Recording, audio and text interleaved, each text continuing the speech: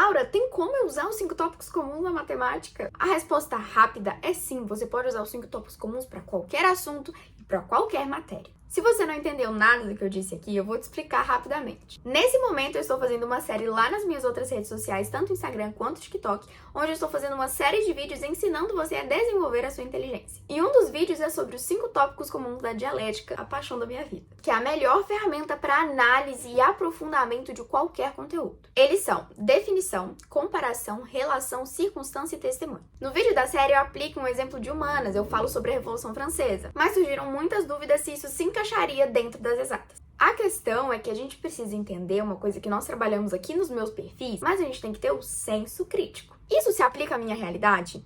Isso é possível de fazer dentro do que eu conheço? Isso funciona pra mim? Já que eu gostei tanto dessa dica, como que eu consigo aplicar ela dentro da minha vida? A questão é que existem algumas matérias que parece que caem como uma luva nos 5 tópicos comuns. É o caso, por exemplo, das humanas, onde nós conseguimos nos aprofundar usando simplesmente os 5 tópicos, e aí nós conseguimos ir ramificando naturalmente. Nas exatas, nós precisamos usar os 5 tópicos como um início de conversa e depois ir para a parte prática. Diferente das humanas, que nós conseguimos entender sem necessariamente ir para uma parte prática, então uma apresentação, uma coisa assim, dentro das exatas nós precisamos da parte teórica, mas nós precisamos da parte prática para entender. Eu vou te mostrar um exemplo aqui, mas você vai pegar esse exemplo, você vai analisar e colocar dentro do seu cenário. Então, eis aqui um grande vídeo para vocês sobre como aplicar os 5 tópicos comuns em matérias de exatas. O exemplo que nós vamos usar aqui é geometria espacial, corpos redondos. Em cada um dos tópicos eu vou te dar perguntas base, mas você vai ramificar e criar mais perguntas à medida que você for estudando.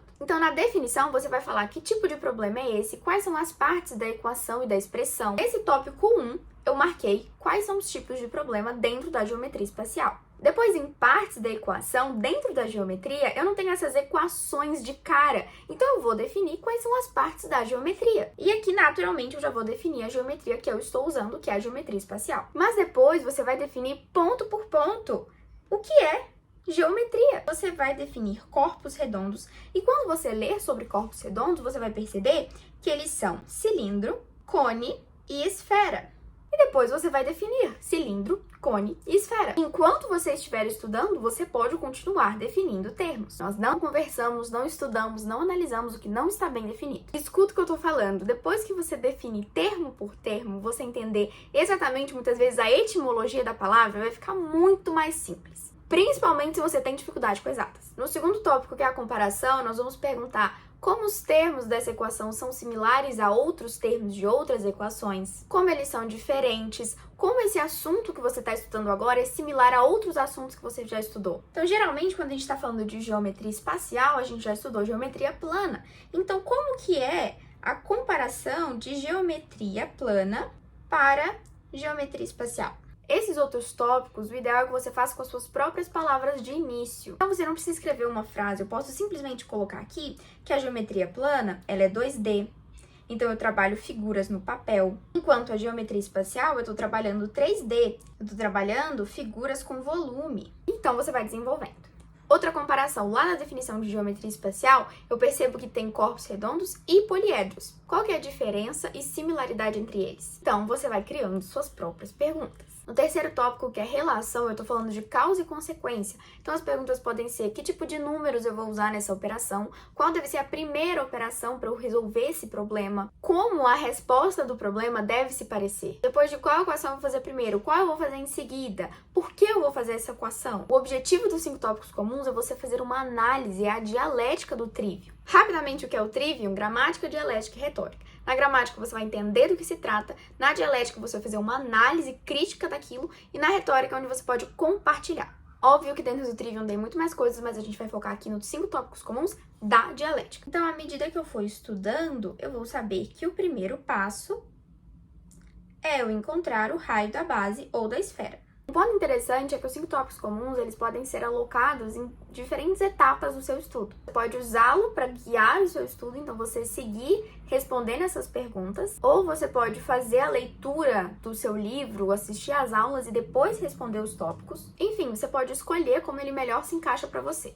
Se você estiver seguindo os 5 tópicos comuns para fazer o seu estudo, em determinado momento as fórmulas vão aparecer. Então, a fórmula da área da base, a fórmula do volume, a fórmula do comprimento da circunferência. E essas fórmulas, você pode colocar elas lá na definição, então definir as fórmulas, ou deixá-las reservadas para um outro momento, que é o caderno clássico matemático, que eu vou passar rapidamente no final do vídeo. No quarto tópico, que é a circunstância, eu vou entender qual é a primeira pergunta que deve ser feita para eu resolver esse problema. Perceba que é diferente da relação, que é qual a primeira operação eu vou fazer. Aqui na circunstância, eu quero entender, olhei o problema, qual é a primeira coisa que eu faço, que eu olho, que eu analiso. Aqui na circunstância, eu preciso entender primeiro se eu tenho o diâmetro ou o raio. E aí percebe que existem perguntas ocultas que você precisa encontrar dentro dos 5 tópicos? Então aqui eu tenho, esse problema pode ser resolvido de outra forma? Se você ainda não tem a forma principal que ele é resolvido, você vai pesquisar, então você vai encontrar as fórmulas, você vai entender a teoria da formação da equação. Então aqui eu sei que a forma mais simples, mais prática, mais comum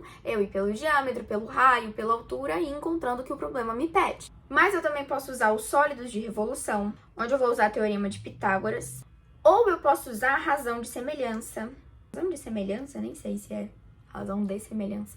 Proporções e semelhanças. E o que mais você encontrar que é necessário estar no tópico da circunstância, você vai colocar no tópico da circunstância. E no quinto tópico, que é o tópico do testemunho, onde você vai provar que tudo aquilo que você estudou é verdadeiro através das fontes. Então você vai pegar quais são as leis que você usou dentro desse tópico. De vez em quando, você pode pegar esses tópicos e ir para a área da história também. O que estava acontecendo no mundo quando a geometria espacial estava acontecendo? Você se situa melhor. E de brinde ganha mais algum repertório estudando matemática. Você descobre briga no meio do mundo acadêmico por causa de novas fórmulas que vão surgindo. Vai percebendo relações muito interessantes entre a história e a matemática e a física e a ciência. Inclusive, se você quer ser um polímata, o tema da polimatia foi um dos temas de um dos vídeos que eu postei da série. A última dica que eu te dei aqui, ó, fenomenal. E nessa parte das leis, às vezes não vai ter exatamente uma lei como as leis da física, mas fundamentos matemáticos que você vai usar dentro desse cenário, dentro desse assunto, na verdade. Então, em copos redondos, nós vamos usar teorema de Pitágoras. Se você não lembra o que é teorema de Pitágoras, você vai definir teorema de Pitágoras, você vai escrever a fórmula de teorema de Pitágoras. E percebe que você poderia fazer todo esse caminho que nós fizemos aqui com copos redondos também com o teorema de Pitágoras. Você vai desenvolvendo, você vai colocando o que você acha que é interessante dentro desses tópicos.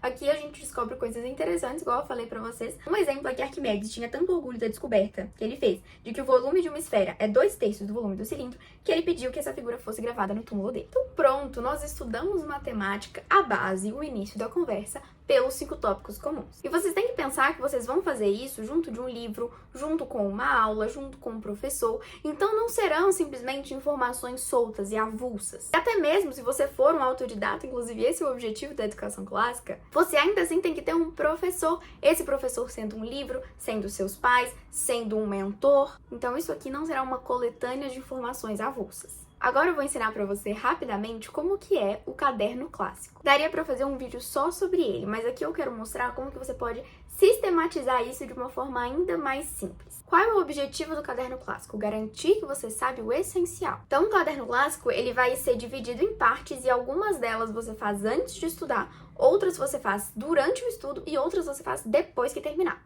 E você vai separar ele em partes que você precisa, partes que você não precisa, porque muitas coisas, enquanto nós estamos estudando, você não precisa anotar. E por último, quais são as partes que você vai colocar no caderno? Essa parte vai ficar um pouco mais clara enquanto eu for explicando. A primeira parte é você nomear, então você dar um título, mas você tem que fazer uma análise desse título. Essa parte é antes de começar. Assim que você nomear e escrever qual que é a matéria, você vai tentar lembrar o que você já sabe sobre esse assunto. Depois você vai se esforçar para entender o que o autor do livro que você está lendo, por exemplo, sobre matemática, vai pedir que você se lembre. E se você lembra o suficiente para explicar para outra pessoa. Também vai entender quais informações novas o título apresenta, então tudo isso é um pré-estudo.